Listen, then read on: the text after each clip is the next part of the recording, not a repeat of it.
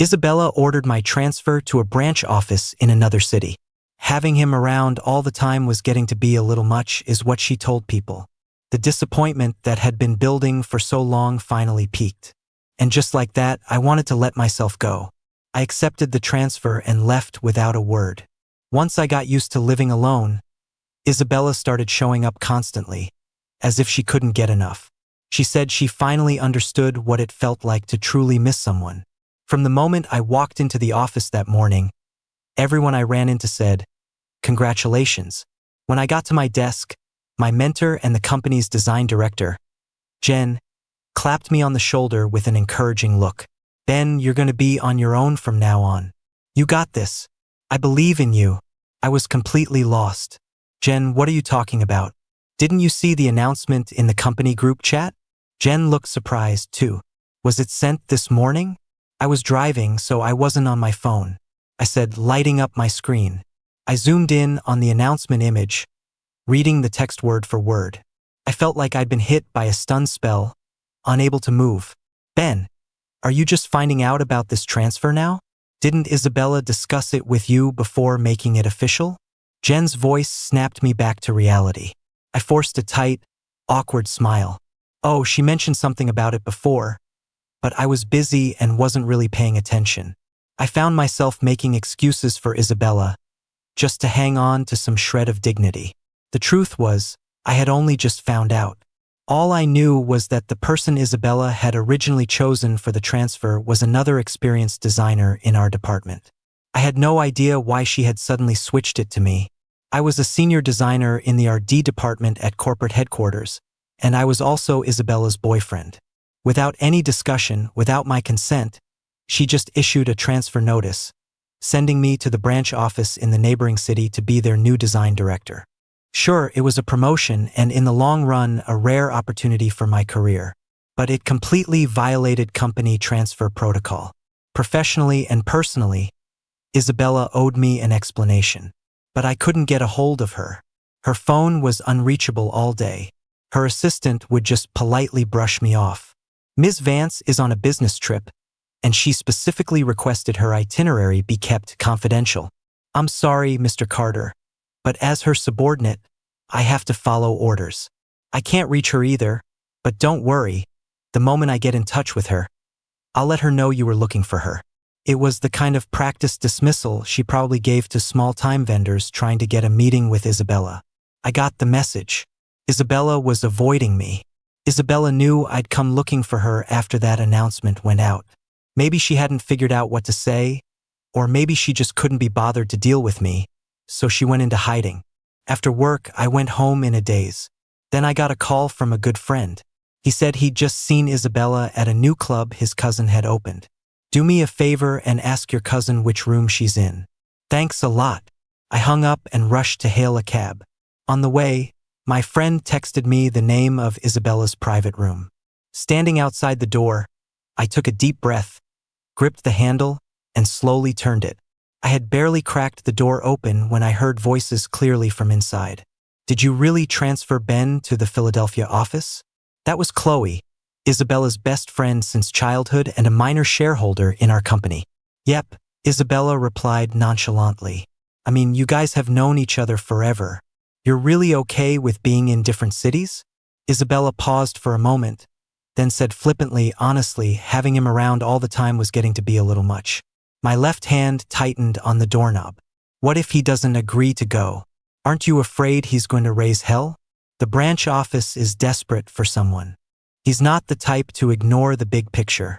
Even if he can't find me, he'll be at his new desk on Monday morning, right on time," Isabella said, her tone light but certain. A cold smile crept across my face. Was I supposed to be touched that she knew me so well?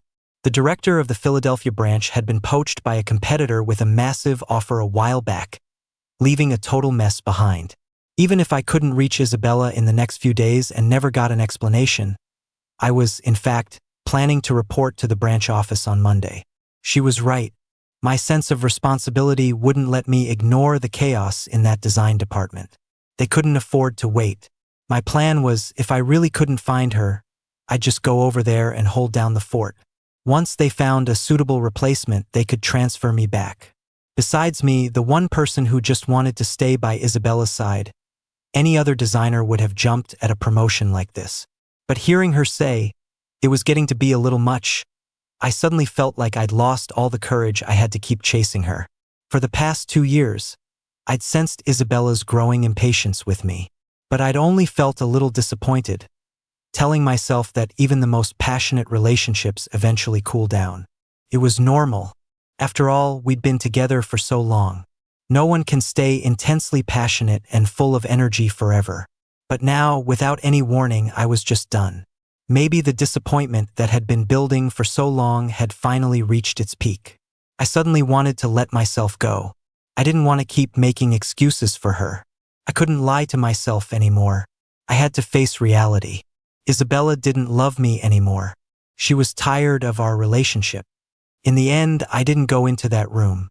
What explanation was there left to hear? I didn't want to humiliate myself.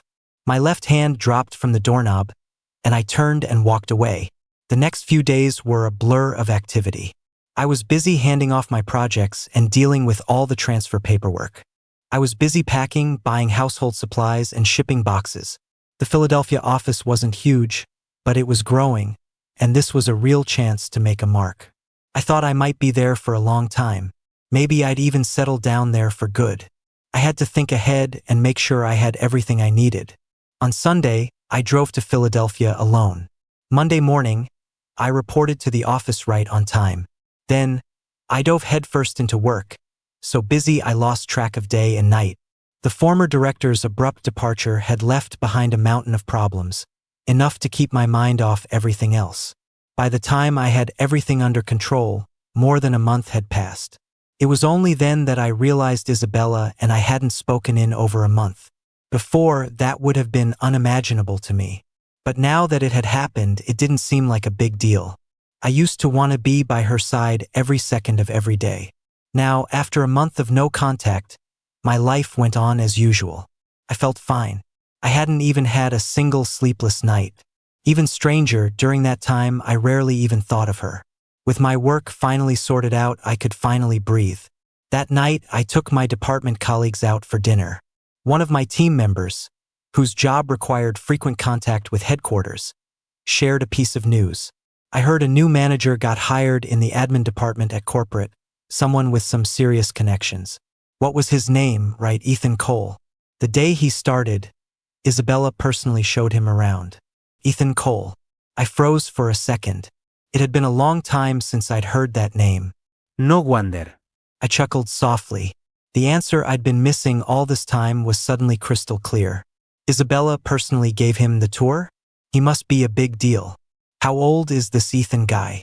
Is he handsome? The younger guys in the department started gossiping.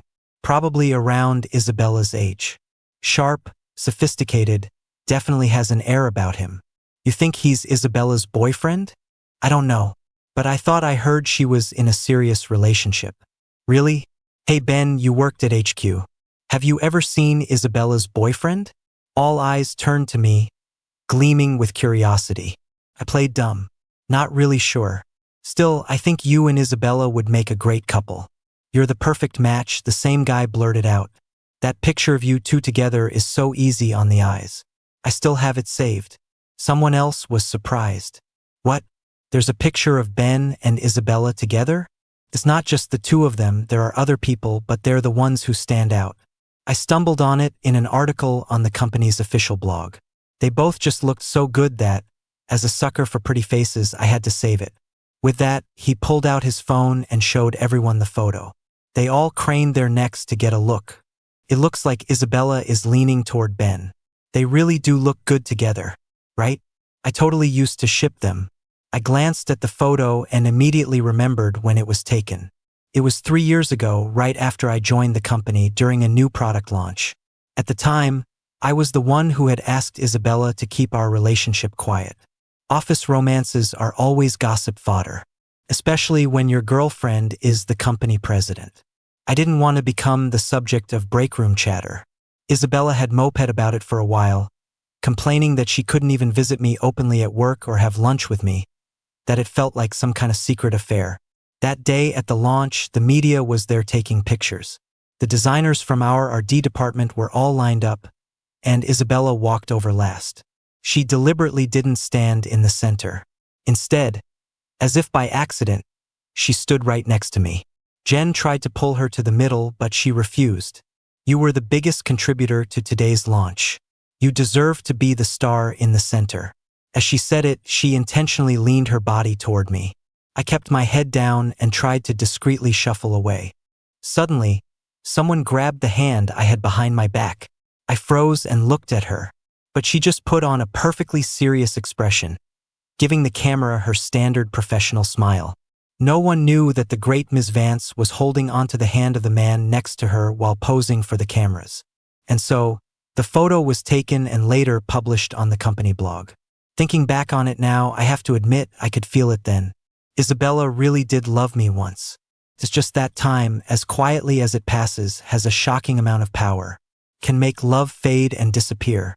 For the next few days, Isabella was constantly updating her social feed.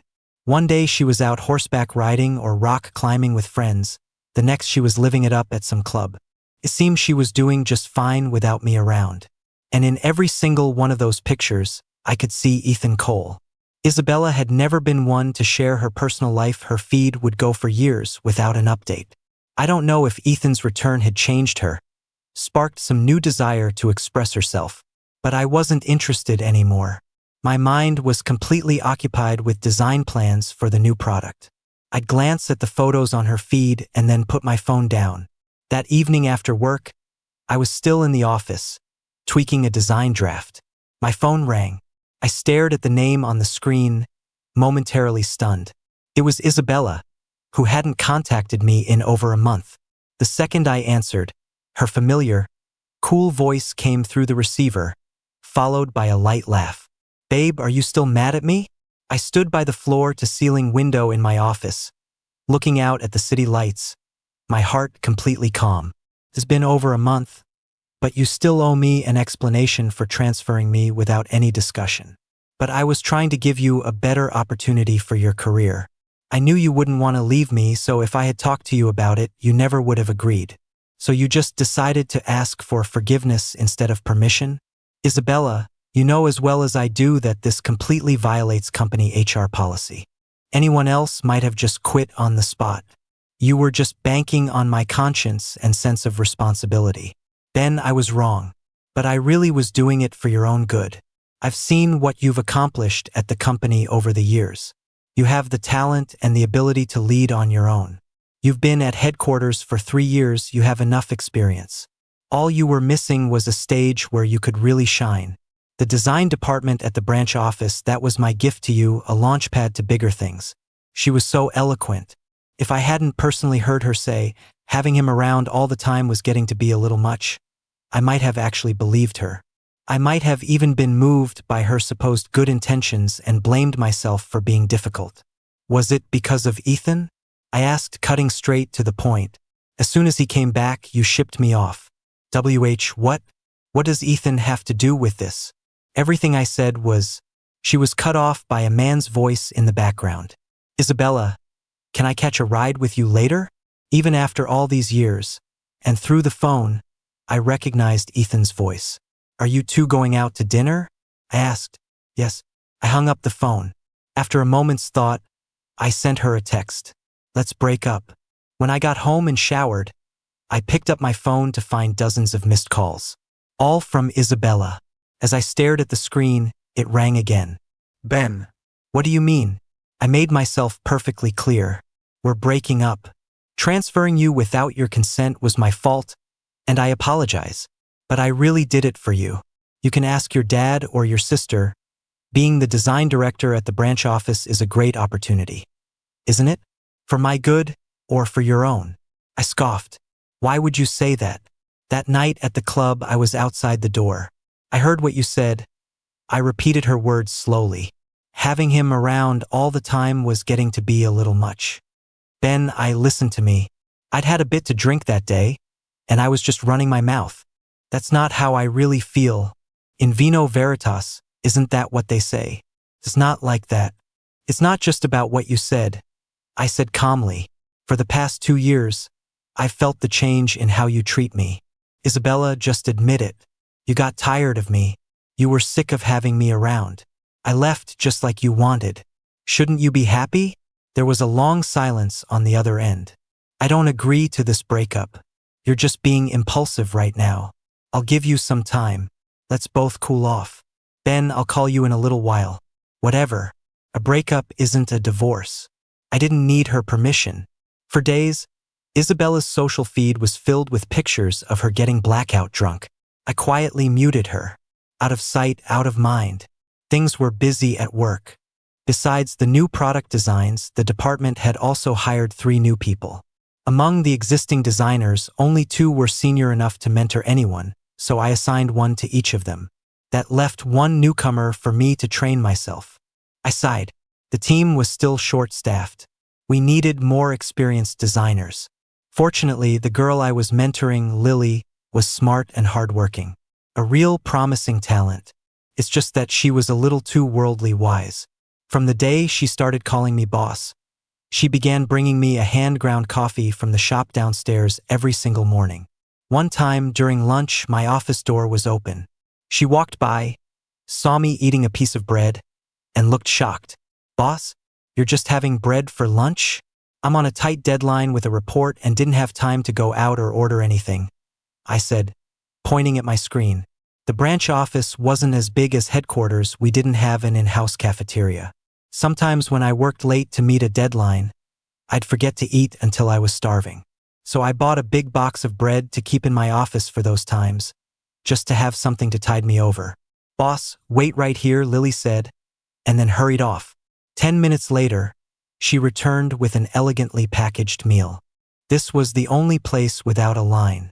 I was afraid you were starving, so I just grabbed this to go. I don't know if it's to your taste, but it's better than nothing. I looked at the logo on the container and was speechless for a moment. You know why there's no line? Because it's expensive. Is it? Her disbelief was genuine. Thinking about her usual designer clothes and the sports car she drove to work, I understood. She was clearly a trust fund kid. From that day on, Lily ordered an extra lunch for me every day. She refused to accept any money I tried to send her. I know you're not short on cash, but you can't be this wasteful. Your family's money didn't just grow on trees. Your parents worked hard for it, right? She just grinned.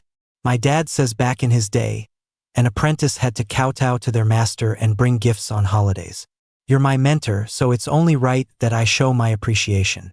What's buying you lunch every day? My dad thinks I'm being cheap. He wants me to pick out a real gift for you. Don't you dare, or I'm dropping you as my apprentice, I threatened. Okay, fine, she said, looking genuinely hurt. Every day after work, as long as I was still there, Lily wouldn't leave either. I have a lot to do, so I often work late. Once you're done with your tasks, you should just go home. We don't do that whole employees can't leave until the boss leaves thing here. No way. I need to learn as much as I can. I heard they're only keeping 2 of the 3 new hires, and I don't want to be the one who doesn't make it past probation, she argued. After getting to know Lily, I learned that her family owned the largest supermarket chain in the area. They also had interests in real estate, restaurants, and other industries. The lunch she ordered for me every day came from one of her family's own restaurants. Not wanting to be indebted to her, I started taking her out for a meal whenever we worked late together. One day, my car was in the shop for maintenance. After we finished dinner, Lily insisted on driving me home. I thanked her downstairs and turned to walk toward my apartment building. Just as I reached the main entrance and was about to scan my key card, an elegant woman stepped out from the shadows. I jumped, nearly crying out in surprise. Ben, it's me. Isabella's face emerged from the darkness. What are you doing here? Wait, how do you know where I live? I was still trying to catch my breath. I'm sorry. I didn't mean to scare you. She bit her lip. I asked a colleague here where you lived. I was hoping to surprise you. I thought for a moment. We've already broken up. Your visit isn't a surprise. It's a shock. She stepped forward and wrapped her arms around me tightly. Her familiar, warm scent filled my senses. Who was that just now? She asked, her voice a little cold. Oh, a new hire in the department. I'm training her, I said, gently pushing her away. You're the director. You have to train new people yourself? I have to. We're short-staffed. Then how about I transfer a few more experienced designers over to help you? Don't be ridiculous. I heard from Jen that headquarters is short on designers too. She didn't say anything for a long moment. After a while, Isabella finally spoke. It's been so long since I held you. You're still the same. Just one hug from you is enough to put my mind at ease. Feels so good. The house feels so cold and empty without you. I don't even want to go home anymore. I post on social media every day, acting miserable, getting so drunk I end up in the hospital, and you don't even feel a little bit sorry for me. Without you here, nothing is interesting anymore. Even my favorite sports can't save me. Can we stop fighting? I was wrong. I don't want to break up with you. I had never heard her speak in such a vulnerable tone, full of regret and a hint of pleading. The Isabella the first knew was always proud, always vibrant. Isabella, I felt it too, I said, looking into her dark eyes in the night. There was a time when you wanted to leave me. You stopped loving me. She panicked. No, that's not it. It was just a fleeting, mistaken feeling. I thought, her voice trailed off. I thought I was tired of it. We've been together for so long that I almost forgot we were even dating. It was true. We were childhood sweethearts and we grew up next door to each other. Before we could even walk, our parents put us on the same playmat to learn to crawl. From kindergarten through elementary, middle, high school, and college, we were always at the same school. We even went to the same graduate school together. All these years, we had never been apart. I had a moment of clarity. My entire life up to this point had been intertwined with Isabella's. Even people who live with their own parents their whole lives have friction, let alone a couple with no binding ties. So, after coming to terms with it myself, I understood what Isabella meant by being tired. You can't control feelings. I couldn't force her to love me forever, to never change. I couldn't even guarantee that for myself, so how could I demand it of someone else? You said it yourself. We were just together for too long. Now that we've just separated, you're not used to it. You'll get used to it eventually. That's not it. I know my own heart. Let's just leave it at that. Don't come looking for me again. I opened the main door and walked through, shutting it behind me, leaving her outside. Ben. Her voice called out from behind me. I miss you. I really, really miss you. I didn't slow down. I just kept walking straight ahead. It seemed like Isabella suddenly had a lot more free time. Every few days, she would drive down to the city. The official reason was always to inspect the branch office's work. Whenever she came, the company would hold a meeting where all the department heads would report to her. Once, after a meeting, everyone was leaving, but she remained seated in the conference room. Director Carter. She called out to me as I was the last one about to leave.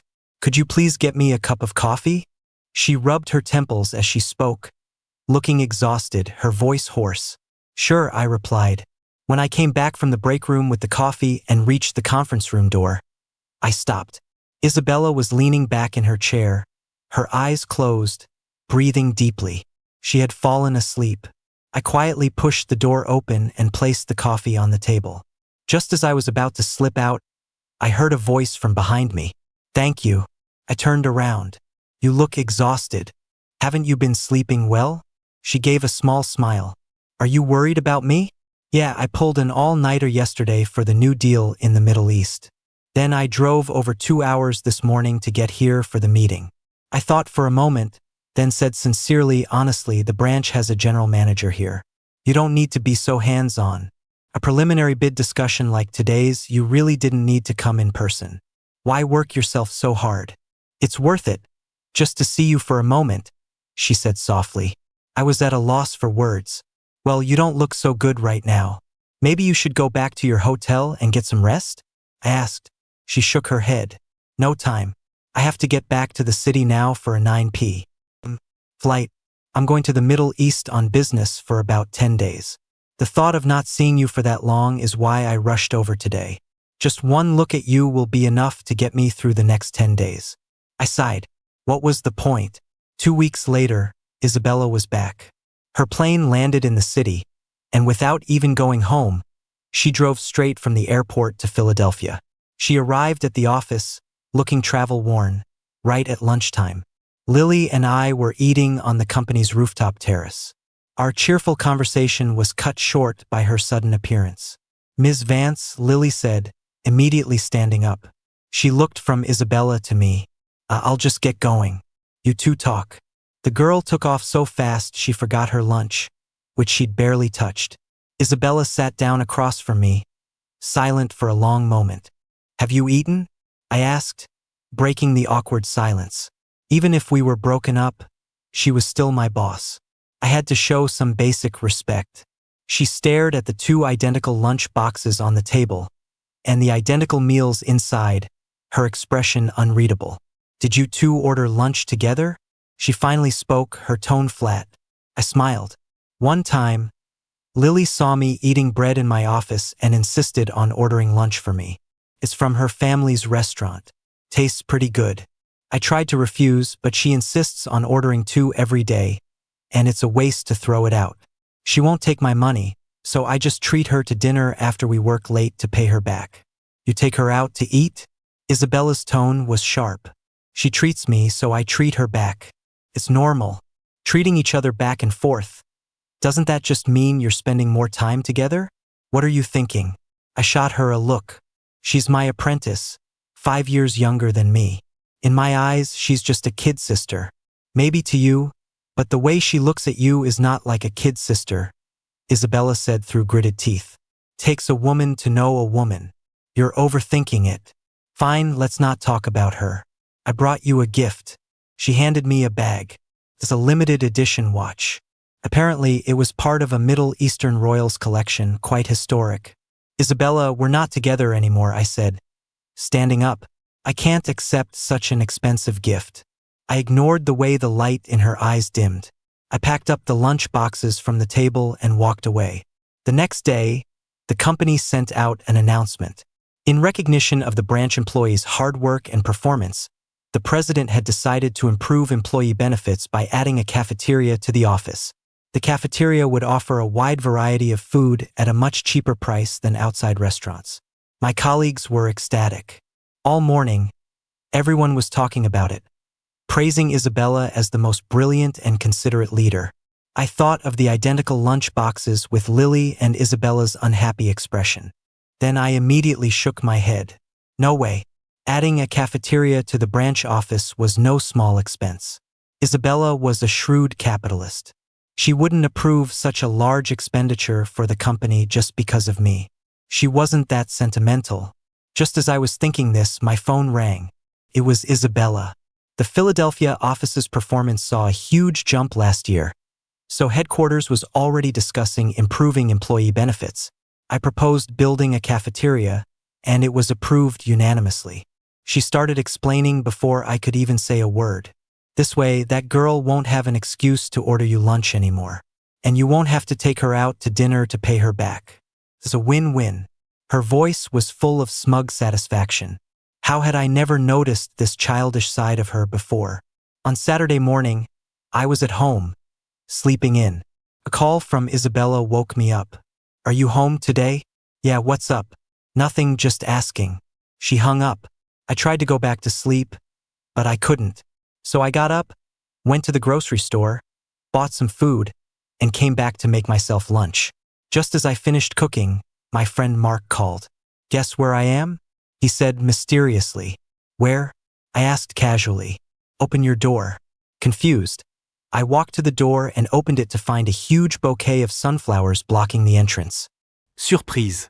Mark's face popped out from behind the flowers. "What are you doing here?" I said, delighted. He held up a cake box in his other hand and wiggled it.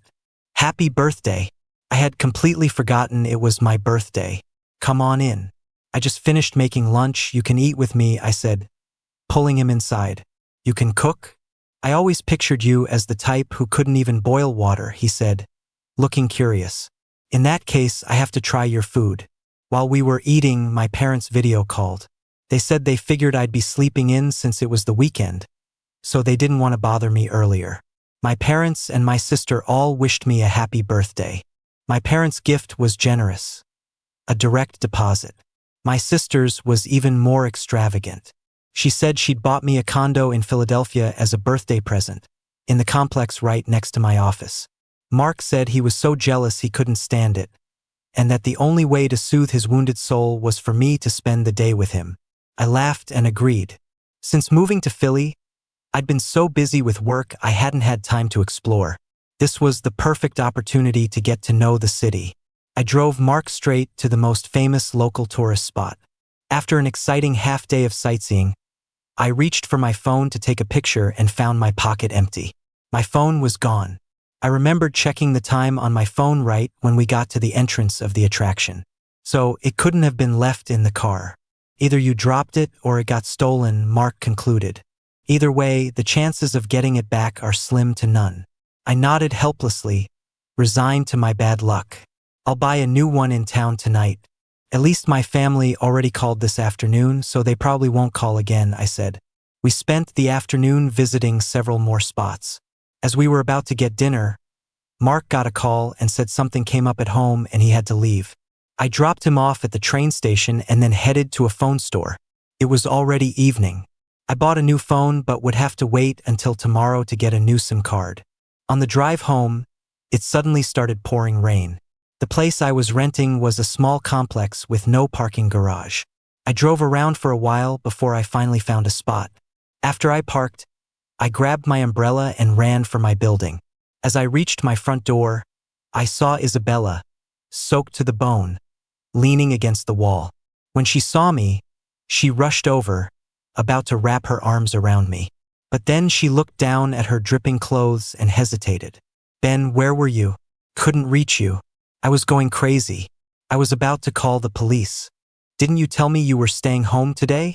Looking at her miserable state, I sighed and opened the door. "You should go take a shower." I found a set of my own loose-fitting sweats and gave them to her. I could hear the shower running from the bathroom. I sat down on the sofa and started setting up my new phone. The bathroom door opened, and Isabella emerged wearing my clothes. The sweats, which were baggy on me, looked comically oversized on her. She sat down next to me, drying her hair with a towel. "What happened? Why was your phone off?" "I was out this afternoon, and I lost my phone. Just bought a new one, but I haven't put a card in it yet," I said, holding up the new device. Isabella breathed a sigh of relief. "Promise me you'll never let me be unable to find you again. Do you have any idea how scared I was when I couldn't get through to you? I couldn't help but imagine the worst. You know how that feels now, huh?" I said with a sarcastic smile. "What do you mean?" "The day headquarters sent out my transfer notice, I couldn't reach you. Every time I called your phone, it was busy. For 5 straight days, you hid from me, ignoring my calls and texts. Do you have any idea how hopeless I felt then?" Isabella stopped drying her hair, a look of shock on her face. As if it was finally sinking in, she guiltily avoided my gaze. After a long pause, she spoke, her voice full of remorse. "I'm sorry. It will never happen again. I promise anytime you call, I'll pick up immediately." Then her tone turned mournful. "You haven't called me yourself in so long. You don't have to promise anything. We've already broken up, remember?" I reminded her. She lowered her eyes. "Ben, I waited outside for you for 5 hours. I wanted to give you a birthday surprise." Playing the victim, changing the subject. I sighed in frustration. "When it started raining, why didn't you find somewhere to take cover? You could have waited in your car." "I didn't want to sit in the car. I didn't want to leave in case I missed you when you came back. I was only in the rain for a little while. When someone opened the main door, I just followed them in. But the sunflowers I bought you were ruined, and the cake is inedible now. Luckily, the gift I got for you is still intact." With that, she pulled out a set of keys. "I bought a place at the Haven.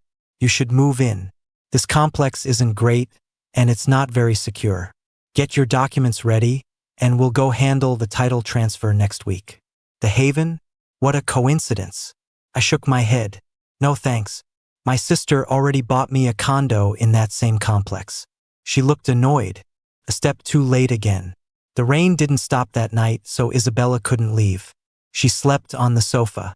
The next morning, when I got up, she was already in the kitchen, busy making breakfast. You're up? Go brush your teeth. I'm almost done here, she said as she served up a bowl of noodles. It was the first time I'd ever seen her make breakfast. Surprisingly, it was pretty good. The scallion oil noodles were delicious. I ate a whole bowl. She looked very proud of herself. Not bad, right? If you like it, I can make it for you again sometime. After we ate, she cleared the dishes. Just as she finished washing up, her phone rang. Ethan? Yeah, I didn't come back last night. I'm in Philly. Mr. Zhang? Today? Can you explain to him for me? I'll treat him to dinner when I get back tomorrow. My voice? Oh, it's nothing. Probably just a little cold. The rain has stopped. You can go back now, I said, watching her reply to messages. She put her phone away, her tone wounded. Are you kicking me out? I just don't want Ethan to get the wrong idea. The wrong idea about what? She stopped. You don't think there's something going on between me and Ethan, do you? Isn't he the one that got away? The reason you transferred me? You spent the night here, aren't you worried he'll take it the wrong way? Isabella stared at me blankly. What one that got away? What are you talking about? I don't understand. Transferring you was a huge mistake. I was out of my mind.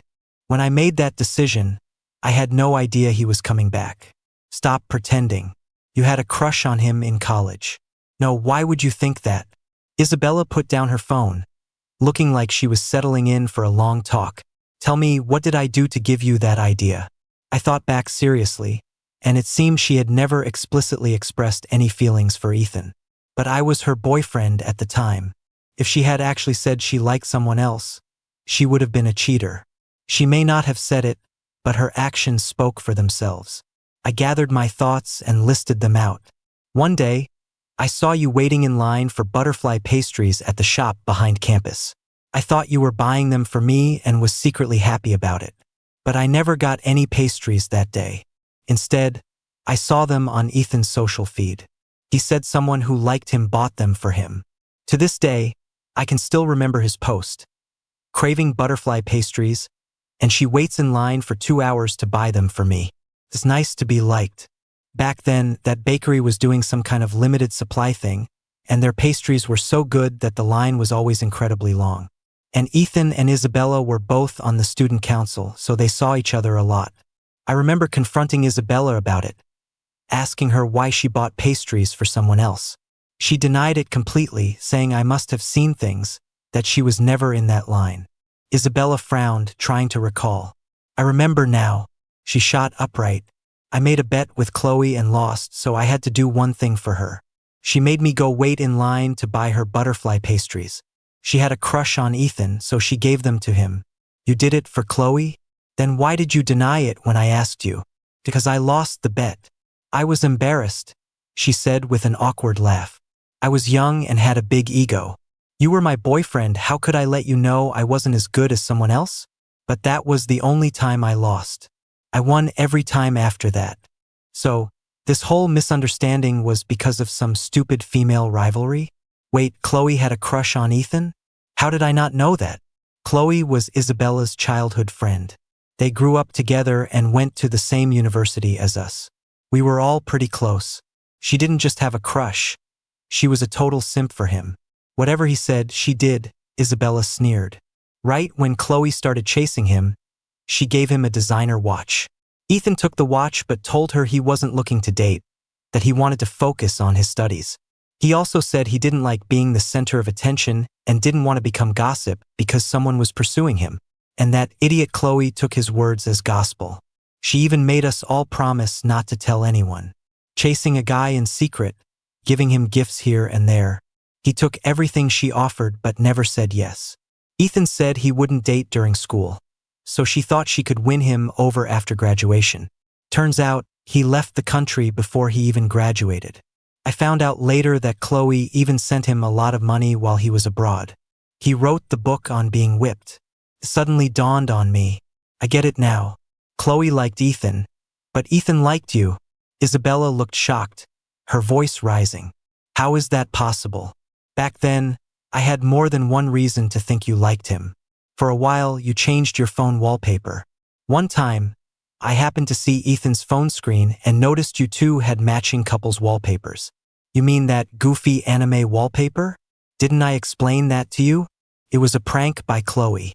She secretly changed the wallpapers on everyone's phone in our dorm, all to these ridiculous, dumb pictures. I never change my wallpaper. I'm too lazy, so I just left it. And later, when you asked me to change it, I changed it to what you wanted, didn't I? I nodded. So it was Chloe again.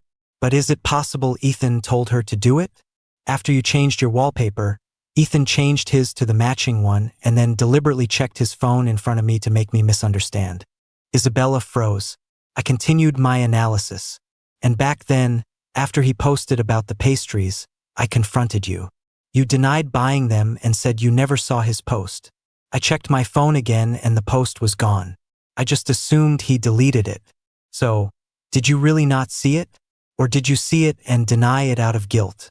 I really didn't see it, she said firmly. I remember you didn't post much, but you were always scrolling.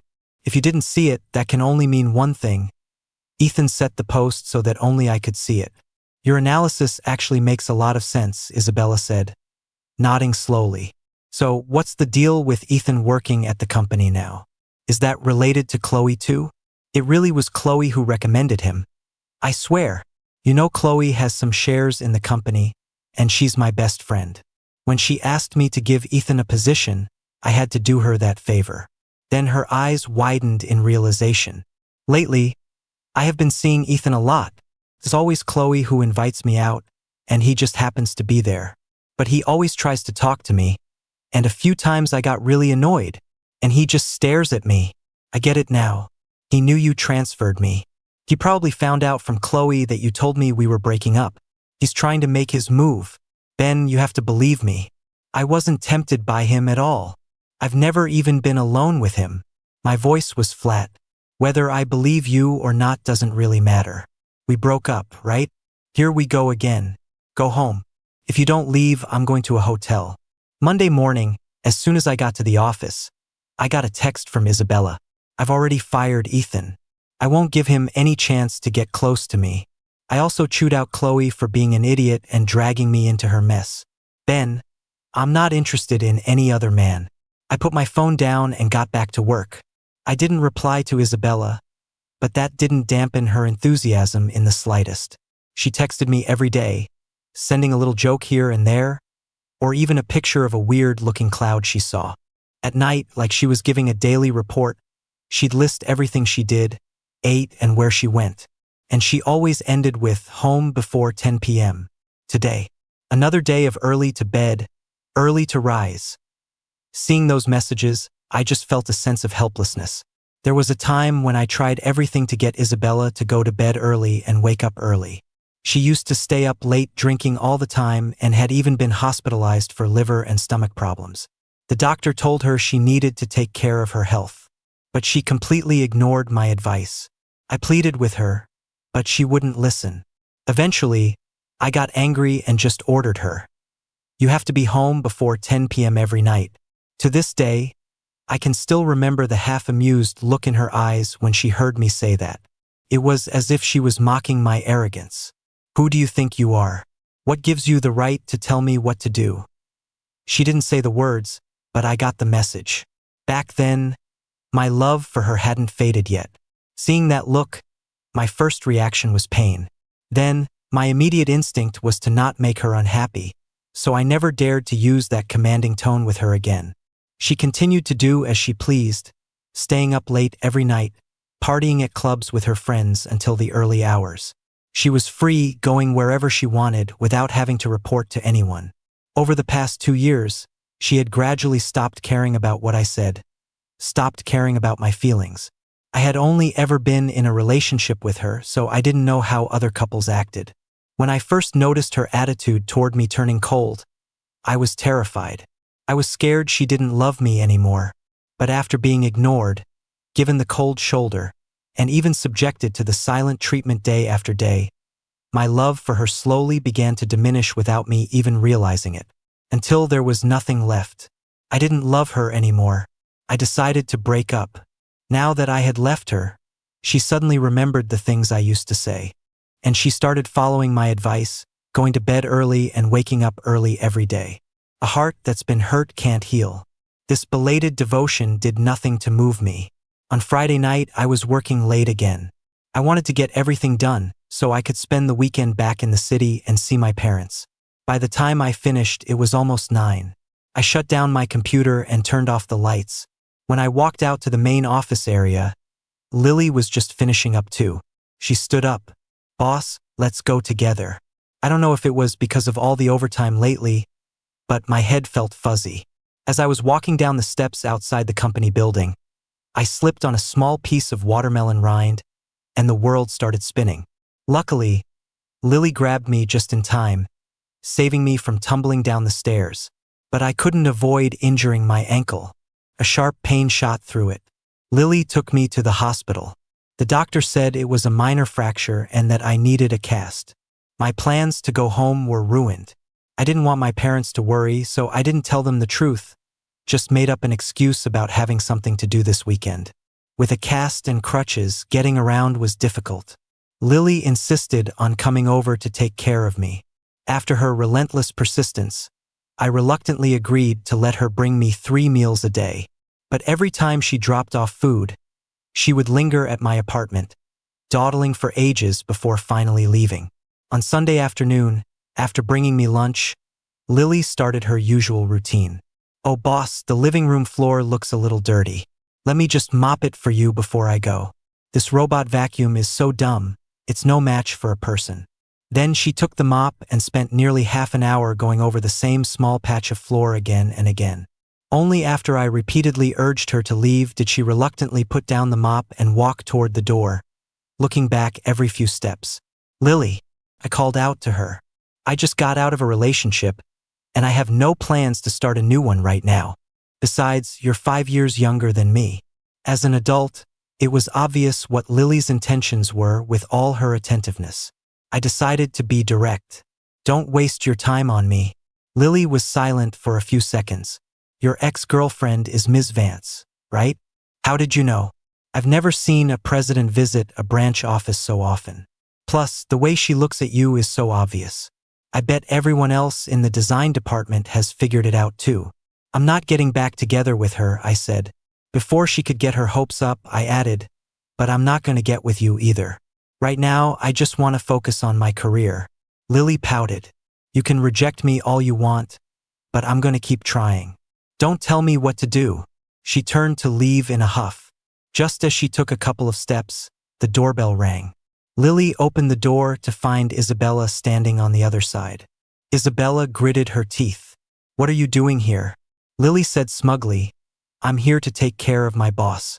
"Take care of Ben? My boss fractured his ankle." "Oh my God. Don't tell me he hasn't even told you he's hurt?" Isabella's face turned pale. She squeezed past Lily and strode over to me. "Ben, how did you get hurt so badly? What happened? What did the doctor say? Do you need to be hospitalized?" I looked toward the door. "Lily, you can go home now." Lily saw the look I gave her and reluctantly headed out. As she closed the door, she called back, "Boss, I'll bring you dinner tonight." After the door closed, Isabella suddenly knelt beside me, looking at my injured ankle. After a long moment, she looked up, her eyes filled with sorrow. "Ben, this hurts me so much. You got hurt and you didn't tell me. Before, you would have called me right away about anything. You're treating me like a stranger." As she spoke, her voice cracked. "It's my fault. I deserve this. I was such a jerk these past 2 years.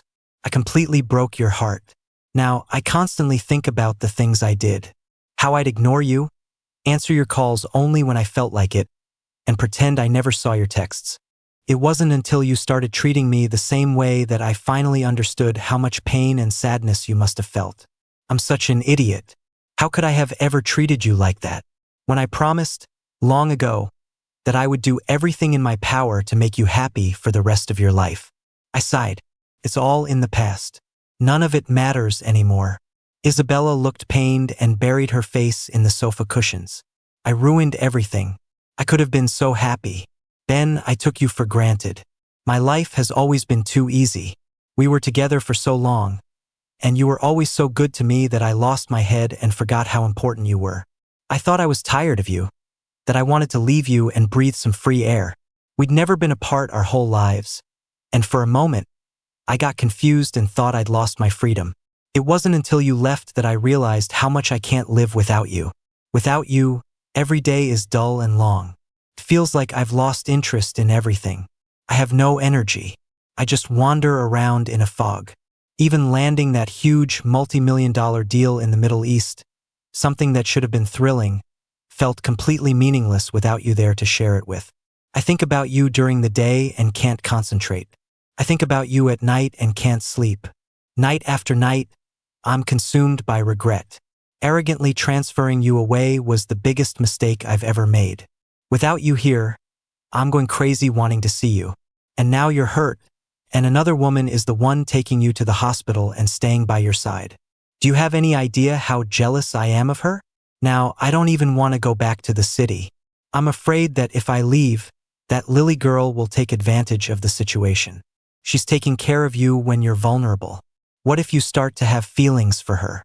You're so amazing. Besides Lily, I'm sure there are other women pursuing you.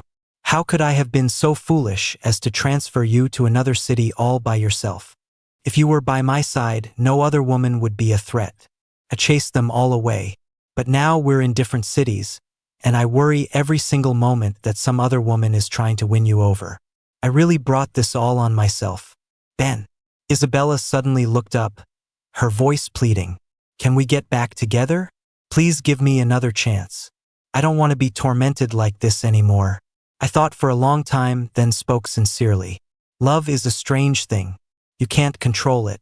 If I still loved you the way I used to, I would never have left your side, no matter how you treated me. But you know, Isabella, I don't love you anymore. Do you understand that feeling? It means you can't affect my emotions anymore. I don't think about you for no reason. If you're hurt, I don't worry. If you're tired, I don't feel sorry for you. To me, you've become just like a regular friend. So, I can't force myself to be with a regular friend that I don't love. Tears welled up in Isabella's eyes. Please stop. I feel like I'm being tortured, inch by inch. You don't love me anymore. Who would have thought this day would come? The only reason I dared to hurt you so recklessly before was because I was so sure you loved me, so certain you could never leave me, that you would never let go. Now it's my turn to pay. Ben, it makes sense that you don't want to get back with me if you don't love me anymore. All I ask is, please don't fall in love with someone else so quickly. I'm going to do everything I can to make you fall in love with me again. I gave a weak smile. I think I might have lost the ability to love anyone. I have no intention of getting into a serious relationship with another woman right now. I just want to focus on my work. That's good, Isabella said, relieved. That means I still have a chance. A year later, I quit my job. Why? Isabella asked me. Didn't you say it yourself? The Philadelphia office was my launch pad.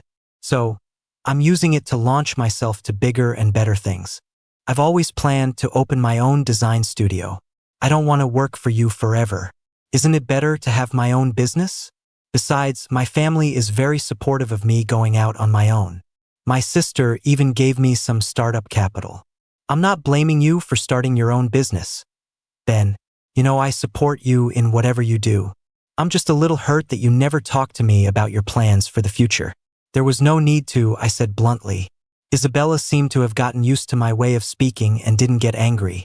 Your sister gave you startup money, so let me give you some too. Starting a business is tough, especially at the beginning. You burn through cash quickly.